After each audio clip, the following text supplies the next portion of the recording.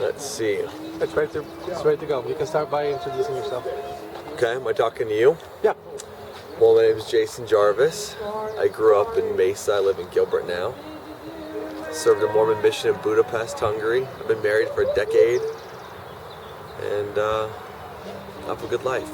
I would say that the things that are unique about me is I love everybody. I have no judgment for other people or not much judgment for myself, so I don't mind embarrassing myself or having different experiences. Let's see here. Well, last night I just ate too much food and threw up, so that's not that fun of a story or that serendipitous or that interesting. So what's a better story? Let's think. Can I tell you about a funny, embarrassing moment from my life? Please. So, my wife and I got married in 2008. We didn't have very much money, right? So we wanted to go on a honeymoon, but my friend was getting married in Hawaii a few months later, so instead of going on a honeymoon, we waited and decided we'd go to my buddy's wedding in Hawaii.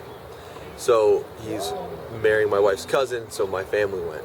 So once we're there, we decided to get scuba certified. So when you get scuba certified, you get like swim around in the pool, you know? So we all put on our scuba gear, so we all got on like wetsuits, goggles, mask, everything, so all you can really see is like people's eyeballs, right? So my wife and I have been married like 3 months, which means I've known my in-laws maybe a year and a half that my wife and I had been dating and been married. And so we start swimming around, and we get in the deep end of the pool, and we're just swimming in circles. Swimming in circles, swimming in circles. We gotta do it for like 30 minutes to like, whatever, pass and get certified. But I get bored easily, so I decide I'm gonna go grab my wife's butt and squeeze it as hard as I can, because I just thought it'd be funny. So I go and I swim forward and I grab her and I squeeze her butt, and she looks back and I look and all I can see is the eyes, and it's my mother-in-law. It's my mother-in-law, not my wife. And not only did I didn't like grab her butt like cute, you know, like it was like I was like, my wife has no brothers, so like I kind of took it upon myself to be like the annoying little brother she never had. So I was like, grab it, squeeze it hard. And so my mother-in-law looks back like, one, I'm not your wife, and two, even if I was, like, this is still weird. Like, what are you doing? How do you treat my daughter? And of course, I'm underwater, so I'm like, I'm trying to explain to her what's going on.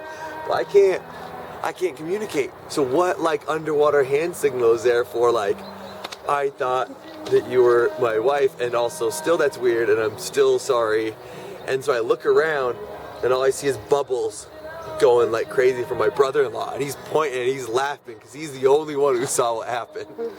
So my father-in-law is just swimming like no big deal, and so is my wife, and no one else knows what freaking happened. So now it's my mother-in-law, me, and my brother-in-law. My brother-in-law is like a total loudmouth, so like I know I can't count on him at all. He would love nothing more than to embarrass me.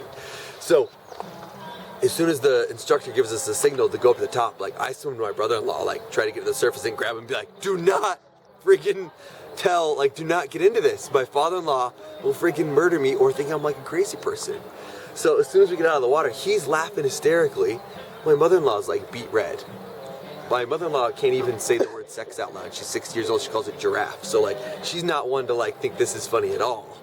And so we get out and everyone's freaking out, and I somehow, like, they knew something terrible, like they knew something had happened, like my father-in-law and everybody, but I got my brother-in-law, he just laughed and laughed, but I got him to at least stay quiet. So everyone's like, what in the freaking world is going on?